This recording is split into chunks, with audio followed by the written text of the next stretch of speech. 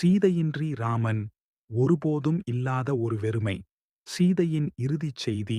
அயோத்திய மக்களின் சந்தேகத்துக்காக சீதையை வனத்திற்கு அனுப்பிய ராமர் வாழ்நாள் முழுவதும் அதற்கான வலியை தன்னுள் தாங்கிக் கொண்டவர். வால்மீகியின் ஆசிரமத்தில் லவா, குஷா மகன்கள் எனத் தெரிந்ததும் ராமர் இறங்கியபோது மக்களுக்கும் உண்மை தெளிந்தது. அந்த நேரத்தில் நான் புனிதம்தான் என்பதற்கான சாட்சி வேறெதுவும் வேண்டாம். எனது தாய் பூமி என்னை மீண்டும் கொண்டுவிட்டாள். அவள் பூமியில் கலைந்து அந்த தரையில் விழுந்ததும் ராமனின் நெஞ்சு உடைந்தது. ஒரு மன்னன், ஆனால் ஒரு கணவனாக இல்லை.